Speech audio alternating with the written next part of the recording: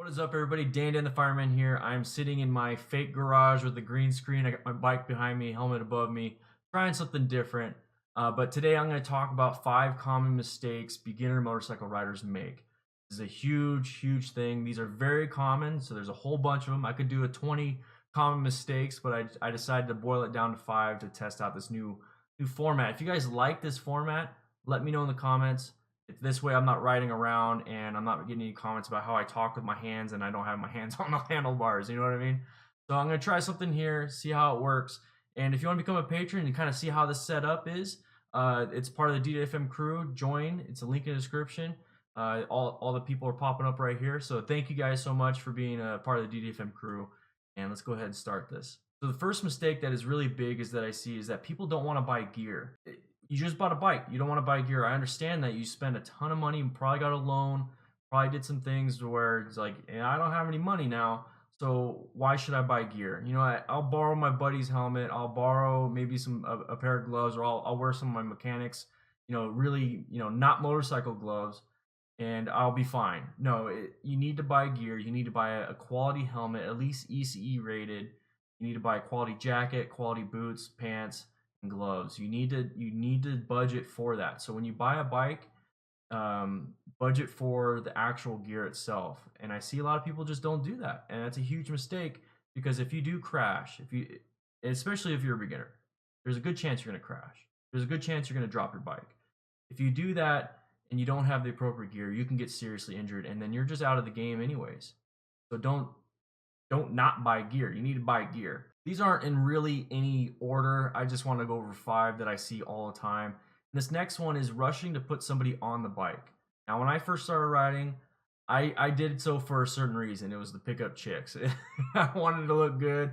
And then I also, obviously saved some money on insurance and gas and all that stuff. And it was cheaper than buying a truck. But still, I wanted to look cool. I wanted to be cool. I wanted to pick up chicks. That's pretty much what it was.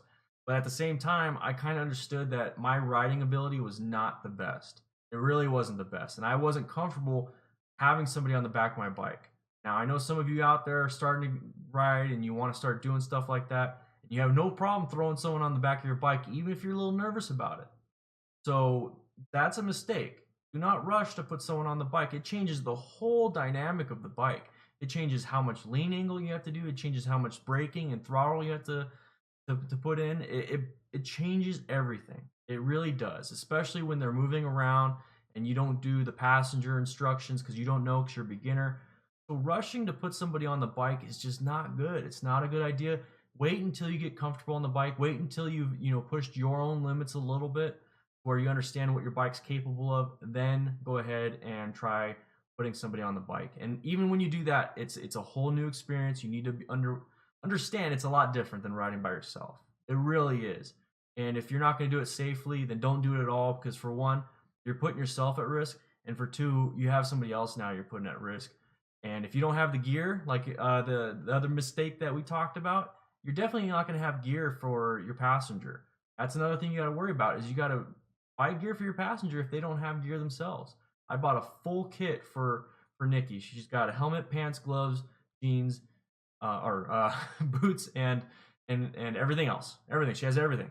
And that's if she does ride with me. She doesn't even have her own motorcycle. Now, here's another thing is turning.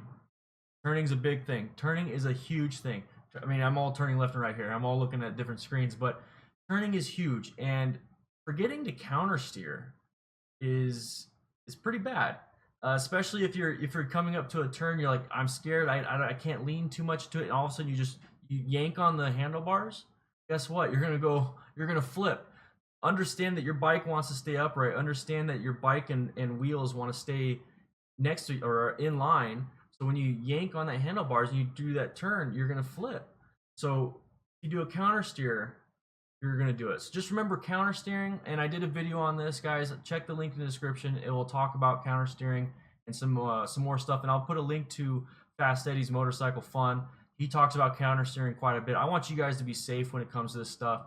But basically what it is that you push right on the handlebar. So you're holding like this. You push right, you're going to go right. Push left, you're going to go left. That's basically what's going to happen. And understand that you actually have to push it. You'll do it subconsciously, but you will forget that you're doing it. and you'll forget how to steer. So just, you know, be aware, always practice, do good habits. Good habits will breed, you know, good outcomes. If you do bad habits, you're gonna have bad outcomes. So practice counter steering, practice, you know, having somebody on the back of the bike. Always do good practice. Another thing that my buddy he did one time was we're riding back from Phoenix, and he wasn't new. This happens, and somehow he ran out of gas. So he ran out of gas, and this is huge. Is that he didn't realize his fuel range. So failure to know your fuel range is a huge mistake, especially if we're going on a long distance ride or you're going on a long distance ride and you run out of gas. Thankfully, we were probably about 10 miles outside of town and I still had fuel. So I rode all the way to the next gas station. I got a water bottle, drank all the water because I was dehydrated anyways, and filled that up with gas. It was like a 1 liter bottle. And I stowed that in my backpack, rode back to him. We topped him off. We went back to the gas station, figured it out. But what I like to do, and to prevent this, is that every single time I fill up, I reset the trip meter. Now you have like the A, B, you know, total miles, all that stuff. If you have a Harley, I'm sure some of you guys might have, you know, a fuel range indicator. But for me personally, all I have is a trip meter. So what I do is I reset my trip meter every single time I fill up. So then when my my gas light kicks on, or my reserve kicks on, I look at what my mileage is, and then I kind of get an idea of how far I can actually go on a gallon, or not a gallon, but a tank of gas.